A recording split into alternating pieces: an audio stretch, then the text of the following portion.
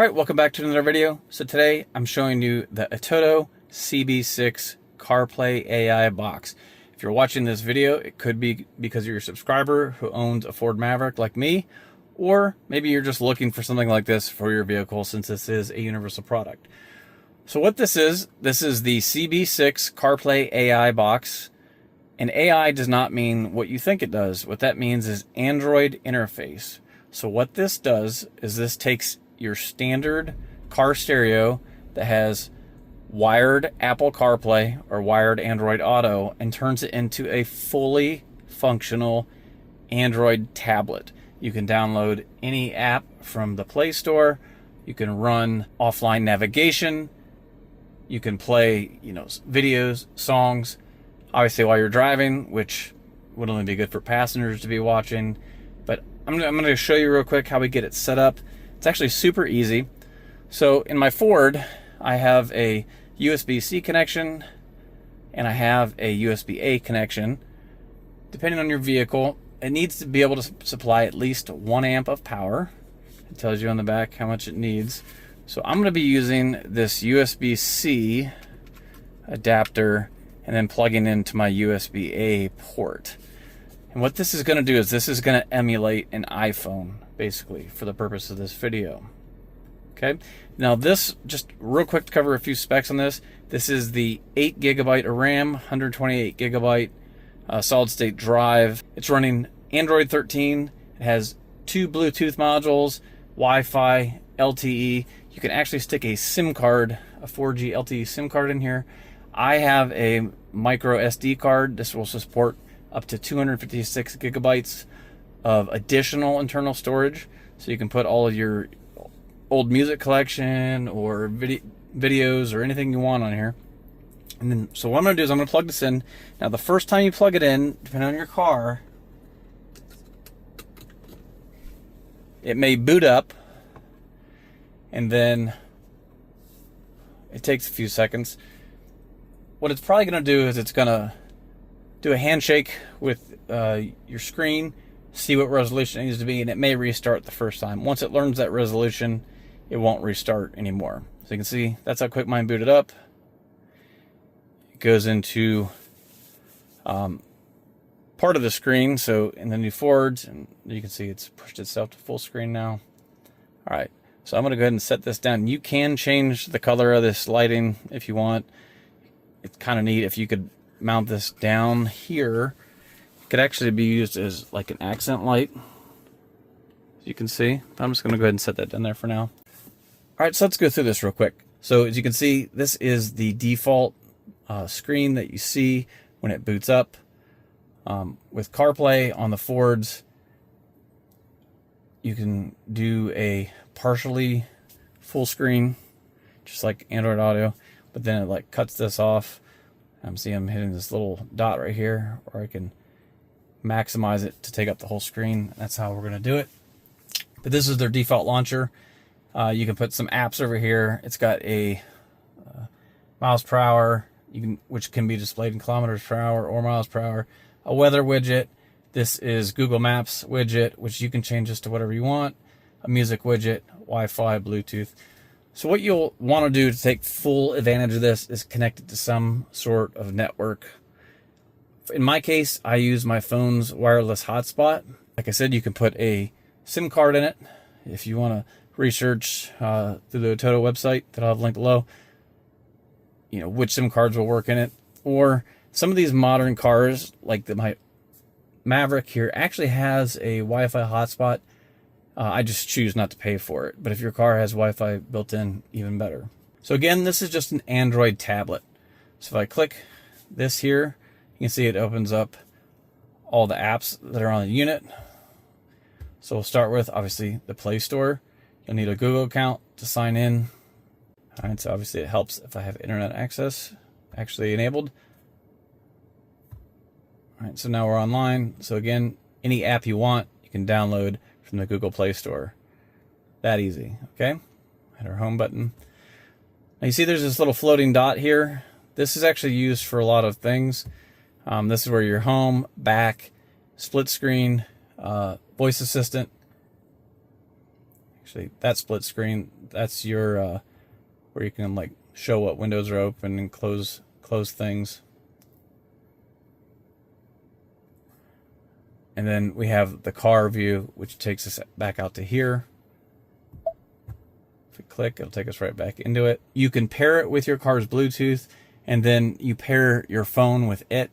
So for vehicles that do not have wireless CarPlay or wireless Android Auto, this enables that on your vehicle if you have wired only. So that's one thing that this does. The reason I got it though, the big thing for me is I have that built into my car. I want to be able to run this tablet like this. So again, do you want to watch YouTube in your car?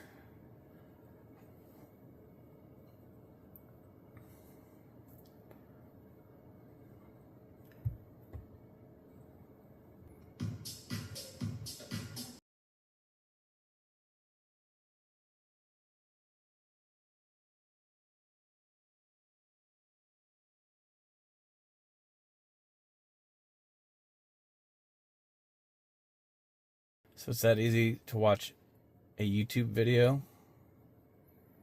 You see I'm just scrolling through YouTube here. You can see there's Amazon Prime Video, which you can sign into your Amazon account. You've got Netflix, obviously Waze, TikTok, Pandora, MX Player, which is good offline. I prefer VLC. We've got a File Explorer, Disney Plus, you know, any app you want, basically you can put in here. There's no restrictions for video in motion or anything like that, so just be aware. Again, so also offline videos. So I have videos on an SD card. You can see we can change, you know, how much of the screen is used for the video. So what's really nice about this one, you can see there is no lag at all. There's so much power in the processor of this device that the video plays perfectly.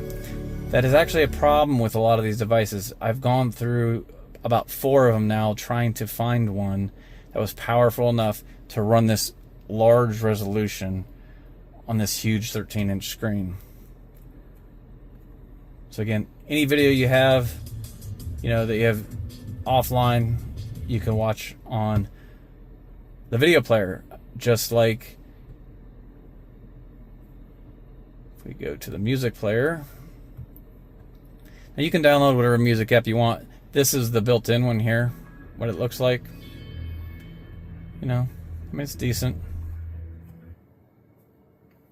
All your steering wheel controls work. Everything works just like it should. Okay.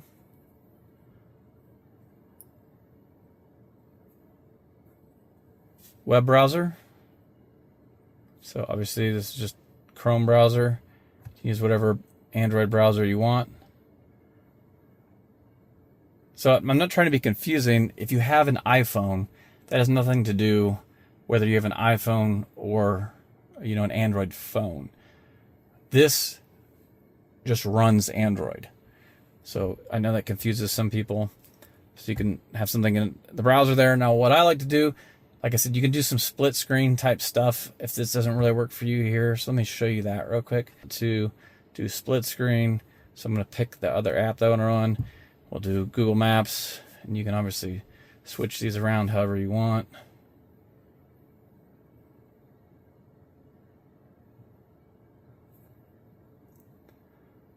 Or the browser, so you can see there's my 2 screens. You can move them if you want one bigger than the other.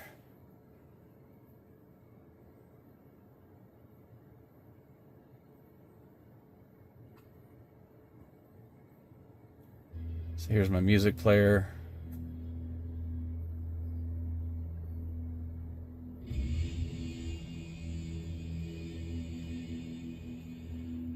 Along with maps. All right, so hopefully that makes sense. It's just to show you that you can run stuff in multi-screens, so you can see more than one thing at a time.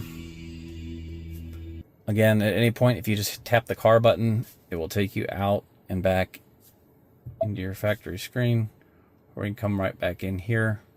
Same thing, you press the calm screen button on these new Fords, it'll do that.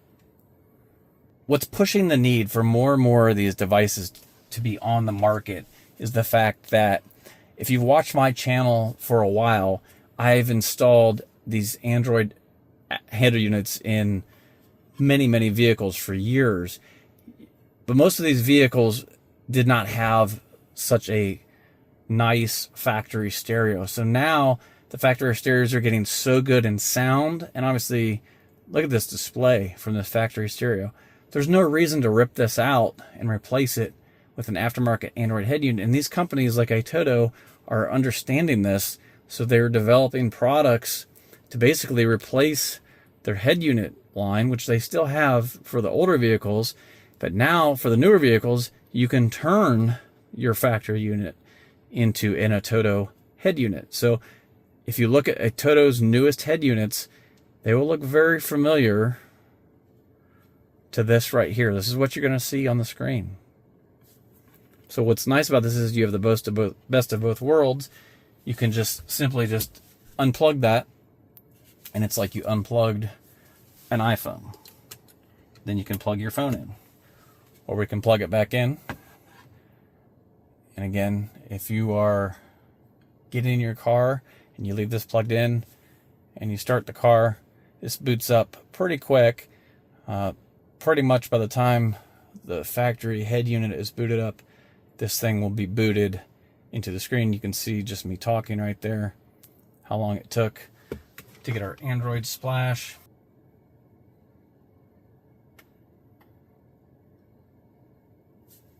All right, and here we are back in here. So again, if you did not have Wi-Fi available for this, or a way to, have the internet on it, it's still useful for all the offline stuff. Like if you want to look at pictures, video, listen to music off of, the internal SD card slot or whatever else. You can download offline navigation apps. So let's say you're going to a place where you can't use Android Auto or Apple CarPlay because it's so remote, there's no cell service.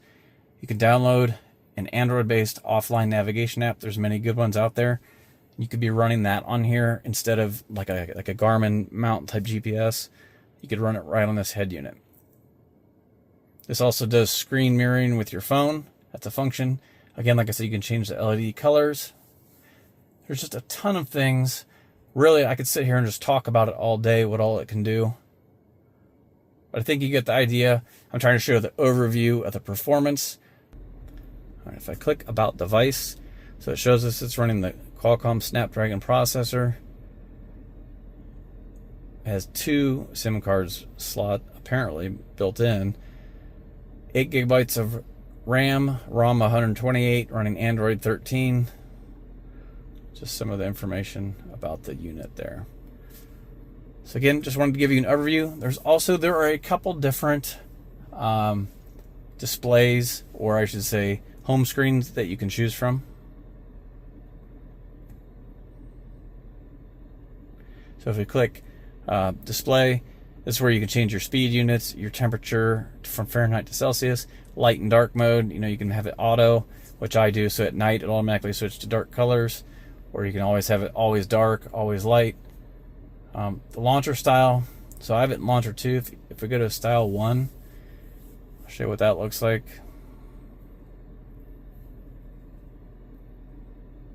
So just a little bit different. There's our map. The way things are kind of laid out is different. Some people may prefer that. Launcher 3, I believe this is just like a big map. That's the launcher. So, and then you can add apps over here. So some people may really like this one, honestly, because you still have access to everything. I'm just kind of rolling with the one that was the default one.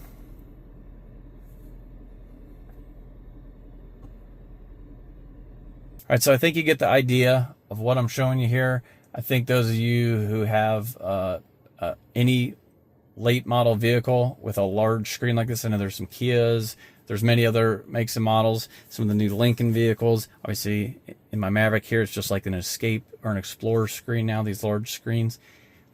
The resolution is great. You can see for yourself with your own eyes how good this looks. No lag at all. Super fast processor. Plenty of RAM and ROM to be able to keep up running intensive applications. You can even run games in here and pair, controllers to it via Bluetooth, and just the sky is the limit, really. All right, so as you're watching this video, as this video is coming out, we're right in the middle of Amazon Prime Day. For the next few days, there will be special discounts on this unit that you could take advantage of. If you click the link down below in my description, it'll take you to where you can get this on sale. Even if you missed Amazon Prime Day, though, you can still get this for a great price. There'll be a coupon you can click in the Amazon link. So if you have any questions or comments, be sure to let me know. I'm sure there's something I missed. I was just trying to go through this really quick. I was super excited when I found it and tried it out, because I've been, like I said, I've tried like 3 or 4 different devices trying to find something that didn't lag or just have, some other issue where it didn't display properly on the screen in my new 2025 Maverick. So I was super excited to get this and show it to everybody. So if you have any questions or comments, leave them below. If the video helped you out, be sure to like. Please subscribe to the channel. Till next time, thanks for watching. We'll see you later.